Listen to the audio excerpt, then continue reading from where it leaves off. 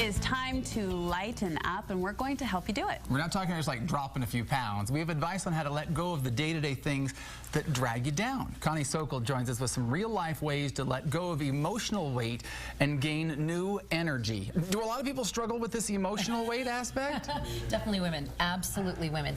I think we often go through life, I think, sort of like emotional Velcro. We have these wonderful sensors to everybody, and how's so-and-so doing, and how are you? But then we end up taking it on, what's happening to our spouse or to our son or to an extended family member, and then we just don't realize it's just hanging on, and then we start feeling like less mojo, and we just can't really get going in our own lives. So I think it's just awareness, really. I was going to ask about the identification of it, though, because do you find sometimes women don't even realize they're hanging on to these emotions and these feelings? Yes, and in fact, I think what happens is they start getting resentful and frustrated with other people, and they kind of start pointing the finger. And if you're feeling that way, you might want to step back and just look at, say, whose load am I carrying right now emotionally that I don't really need to? Okay, so if you feel that you're carrying someone's load, or you feel that a sort of accusatory thing, these are some ideas that you're going to want to pay attention to get rid of some of that emotional weight. You have some ideas. What's the first way to get rid of this? Is get rid of feeling less than. I think especially women, this happens so often, so frequently.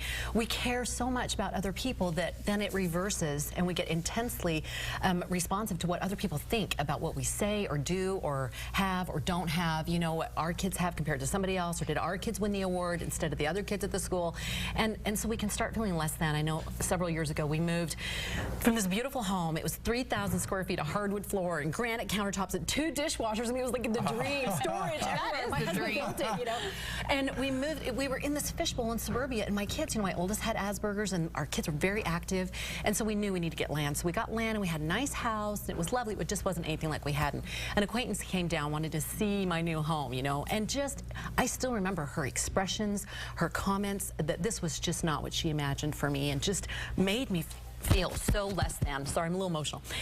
Made me feel just like this loser woman, you know. And then afterwards, I had to go back to what I knew. And I thought, why did we do this? We chose to come here. It was to make our family happier, to let our kids be happier. And was that happening? Yes, it was. So that's what I had to go back to, and just stand in that firm woman of substance way of, no, we made the right decision. I don't have to feel that way. What's the key to doing that, though, to getting to that place of mind or gaining that perspective in a moment when it does feel hurtful and you do feel that comparison take over? Yes. Well, go back to what you know, and that thing of that self-worth. I was a good person before she walked in the house, and when she left, I was still a good person. So nothing had changed except for my hanging on her response to what was happening in my life. Did that matter? No. 20 years from now, will it matter the brand name we wore, how big or stylish our house was, or how nice it was decorated? I mean, I walk into some people's homes and it's Pottery Barn, and it's beautiful, and I would love that. But even if I had it, would it stay that way with 7 kids? Probably not.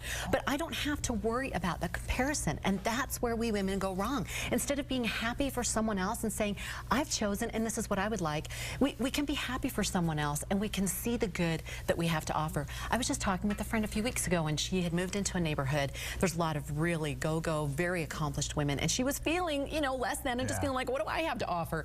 And she said something so sweet. She said, I finally realized it mattered more what my kids thought about me than what the neighbors thought about me. And I thought, way to go, because that's who's going to be around, and that's who really cares about what you think. That's who matters. Yeah, the PTA thinking about your, you know, cupcakes and things. I had a friend who made some cookies for her daughter, and she came back and said, oh, those were so yummy, Mom, and my friends really liked them. She was like, really? What did they say about it? You know? And she's like, okay, there's a problem when I'm worried about what 9-year-olds think about my cookies, you know, but this is what we do as women. You know, oftentimes, you're talking about that Velcro and all these things that stick to us. Oftentimes, that's also relationships. And how do we let some of that emotional baggage, let go of that? Yes, I think for women especially, we're so good at remembering lots of things that we can kind of be grudge holders.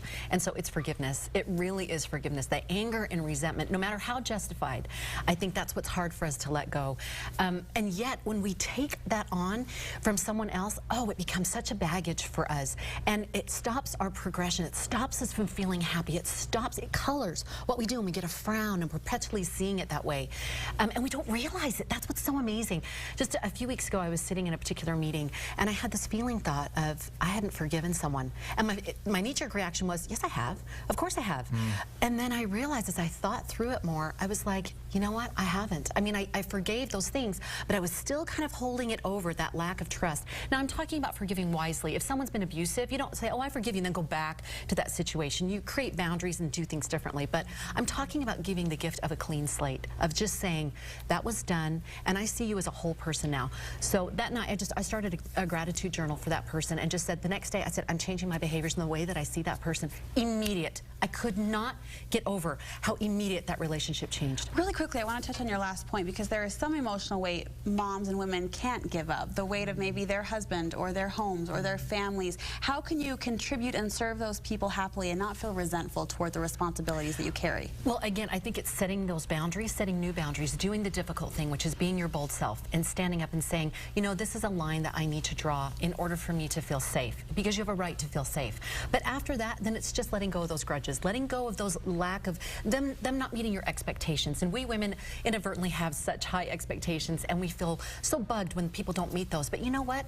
Everyone, I'm convinced, is getting up and doing the best they can to put on their pants and get going for the day. So. Good tips are there. Can you really quickly tell us about your romance novel and the special deal? Yes. Caribbean Crossroads is on sale for 99 cents on Amazon.com. We're raising money for Primary Children's Hospital, $1,000. And if you do it, then you get a free 30-minute podcast on Create a Life Plan. So for 99 cents, you get a great romance read that was a Whitney Award nominee. We're so proud of you. It was on a #1 Amazon bestsellers list a couple weeks ago. So it really is, this is a fun thing, 99 cents, and you get the free podcast. But do it quick, because it's for a limited time. So raising money. Right. 8basics.com. Thanks.